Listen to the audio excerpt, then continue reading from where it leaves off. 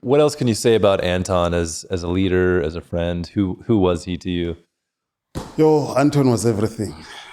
Was a lot of things to me.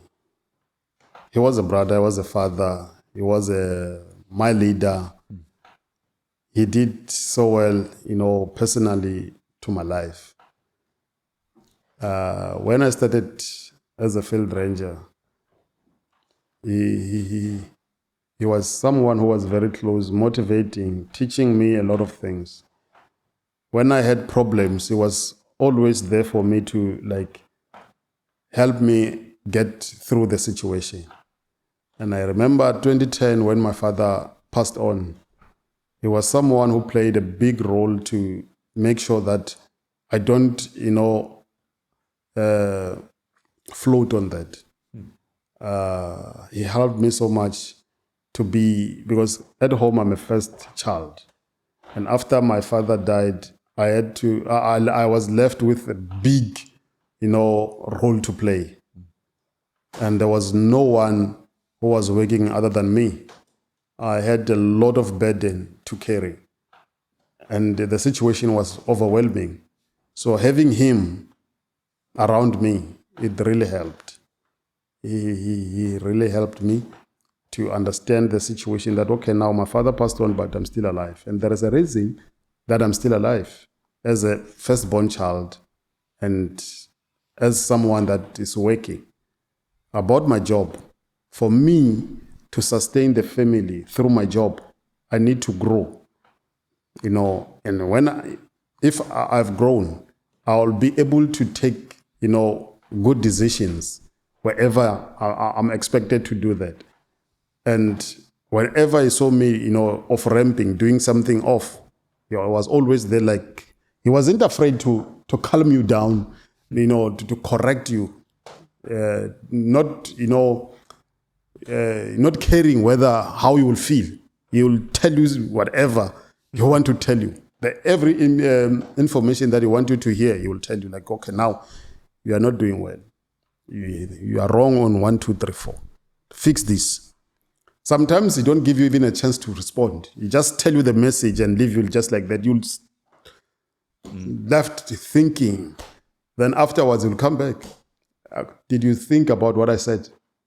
That's where he will engage with you, trying to, make it clear why is he doing that. And in a later stage, he'll give you solutions that, okay, this situation wants you to do this and this and this. And at the end of the day, you find yourself doing good because of his advices. Because if his guidelines he was so good. Yeah. And work-wise, he was my leader, man. I did, I am where I am now because of him. He wanted good for us. All out, myself and the other guys. Everyone actually who was under his wings. He wanted good things. He really helped me. Sometimes he will even sacrifice this time to be in the office and doing what he should do there. If you see like, okay, you need something, you lack somewhere, he will come. Like today, we're together. I remember one time we were together in an ECP. Just for him to make sure that I understand my role as a field ranger. For the week, I spent a week in an ECP with him, trying to make sure that I understand, teaching me a lot of things. So, yeah, I regard him as a hero. Regard him as someone who, the next generation, if only he was still alive, everyone who will be lucky to have him will gain a lot because of his, knowledge about nature, about life, his experience.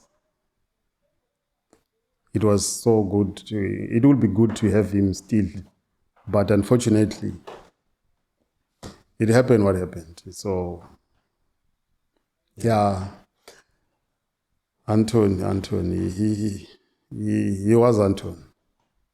Someone who raised a dead nation to be alive. nation. Yeah. Yeah. I think we'll all miss him, but I also think that he lives on through everyone that he touched, and, you and Orlat and the rest of the team. So much of that wisdom he imparted on you guys now, and now you're able to impart that onto the next generation as well. So, we all wish he was still here, but I think he's still living through us. I know it's hard to talk about, and you can say as little or as much as you like, but I'm curious what that experience of losing him was like. And I know I think you were working away at another job at that time, and yeah, just kind of curious what that was like when you heard about his death and what happened. Uh, I remember the time I handed in my resignation. He held my resignation letter. He looked at me in my face. He looked on the letter. He read it again. He looked at me. He dropped tears. That moment stuck with me. He never expected that to happen. But at that time, I felt like, okay, I did what I had to do in Timbavati. I need to learn more. I need to be exposed to other things, but still in the field ranger job. Not knowing that departing or resigning from Timbavati, it was a goodbye to him. And when I remember that moment when I handed in my resignation and his tears, it really pained me. It still pains me even today that I had a chance at least to still be with him and absorb or get more wisdom, get more, things from him. But because I moved out, I reduced my chances of getting more, wisdom from him. Then, I resigned. I went to work for BDR in Northwest. I think I lasted there 8 months, almost a year. Then after his death, Anton's death, communicated with the management. They approached me like, okay, now you see, Anton is no more. You were a wonderful team together with him. He taught you everything. We believe you've learned something from him. There is all that now he need to take the reign and lead the team. But we believe you can also play a role in growing the team, in helping the team, in helping Timbavati, reach higher levels. And September last of last year, 2022, then I resigned in my new job. They couldn't believe it because it was, it was still fresh. I was still fresh. It was recently joining them. But after speaking with the Timbavati, I saw it fit that, okay, it's fine, I can come back. Shepard, he couldn't believe it. He cried like, man, no. But I felt like, okay, I still have something that I can do in Timbavati. Then, yes, I came back in September, started working in October 1st. So since then, I'm back and I'm part of the team now, working, supporting Orlat, making sure that whenever he needs strong manpower, we are available to do that. We're always here to push the agenda because the agenda is the same, it's one. So it's making sure that, okay, Timbavati is reaching a higher level, animals, the wildlife is protected. Was it strange coming back without Anton here this first It was weeks and days? It was strange because, I was so familiar with his, presence here. His movements up and down, there are places which I was used to see him there in the office. The positioning of him, it becomes so difficult, but I just get used to it with time, getting to understand that, yes, it's normal. There is nothing that now we can do. Social media, the pictures were running around, on news, there's still that question, who did this? Why?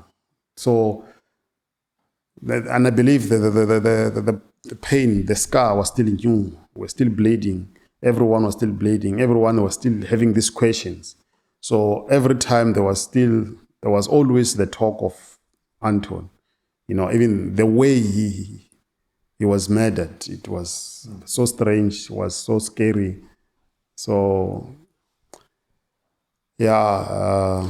How did you find out? Did you get a phone call or a message or?